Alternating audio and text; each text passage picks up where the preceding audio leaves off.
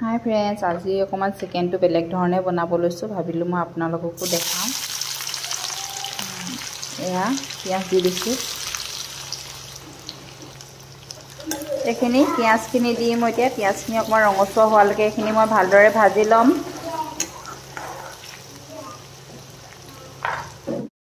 एया मैं पियाजखिनि गोल्डन होइसे देखिसे নহয়, गोल्डन कलर होइसे आरो एफाले एखिनि मांसखिनि मैं धुई पेले हालधि सानि थैसिलु।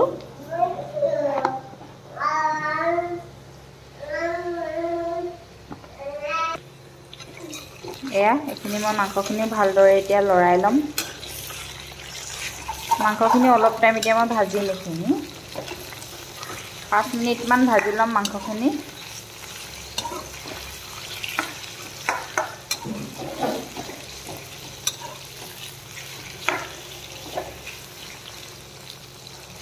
যাৰ ঘৰত লৰা ছোৱালী আছে, সৰু সৰু লৰা ছোৱালী আছে, শাক নাখায়, তেওঁলোকৰ বাবে এইটো বিৰাটেই ভাল। আৰু মই আগতো দুবাৰমান বনাইছোঁ, মোৰ ছোৱালীয়ে খাই ভাল পায়।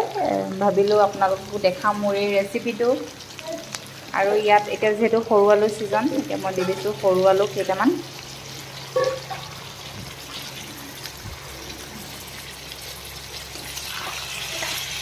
বাকলিৰ সৈতে দিছোঁ আৰু সৰু আলুখিনি। এইখিনি মই এতিয়া 5 মিনিট সময় ভালদৰে ভাজি লম। নিমখ নিদিয়াকৈ ভাজিম দেই, নিমখটো অকণমান লাহেকৈহে দিম।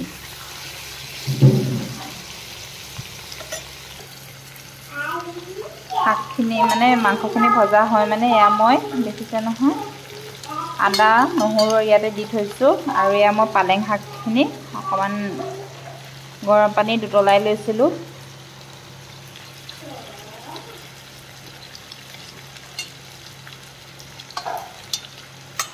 গোটেইখিনি তেতিয়া এইখিনি মই ভৰাই ল'ম পালেং শাকখিনি।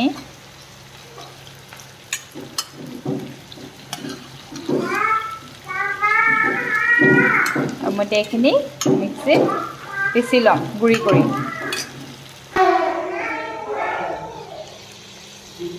এয়া দেখিছে, এয়া 3 মিনিটমান সময় ভজা গ'ল।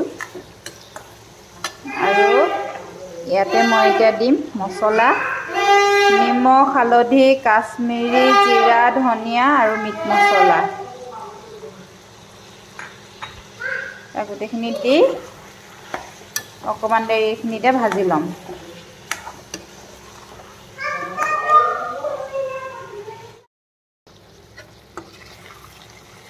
আৰু দেখিছে নহয়, এইখিনি চিকেনখিনি আৰু অলপ দেৰি ভাজিলোঁ মছলা দি উঠি। আৰু এয়া এটা বিলাহী দি দিছোঁ। এতিয়া বিলাহীটো গলালৈকে ভাজি থাকিম আকৌ।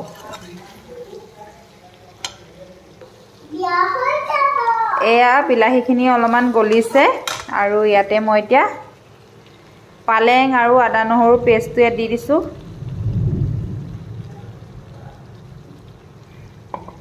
পালেং চিকেন কোনে কোনে পালেং চিকেন আগতে ট্ৰাই কৰিছে, মোতকৈ হয়তো কোনোবাই আগতে ট্ৰাই কৰিব পাৰে, জনাবচোন। মই কিন্তু এইটো ট্ৰাই কৰা বেছি দিন হোৱা নাই। এতিয়ালৈকে চাগে মই 4-5 বাৰমান বনাইছোঁ। তাতে ছোৱালী খাই ভাল পাইছে যিহেতু, তো এইটো এনেদৰে মই সিহঁতক পালেং শাকৰ লগত চিকেন এনেদৰে বনাই খুৱাওঁ।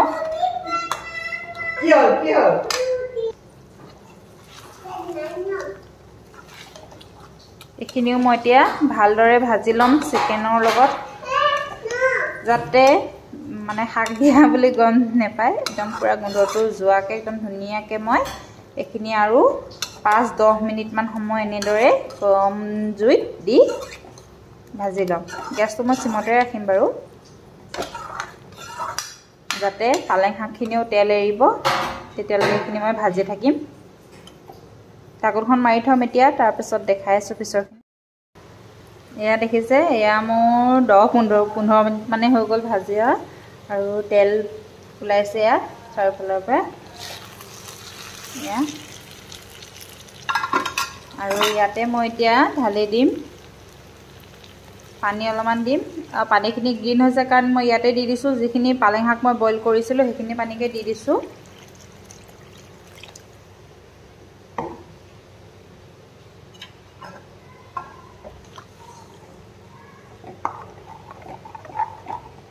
আৰু এইখিনি এতিয়া উতল আহিবলৈ দিম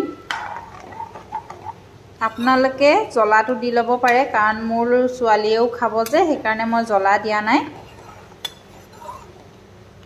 পালেং শাকৰ লগতে পিচি জ্বলাটো দি ল'ব পাৰে বা পিছতো দিব পাৰে আৰু এইখিনি এতিয়া মই উতলিবলৈ দিম অলপ সময় মই ইমানমান গ্ৰেভিটো ৰাখিম সেইকাৰণে মই ইয়াত আৰু অলপমান গৰম পানী ঢালি দিছোঁ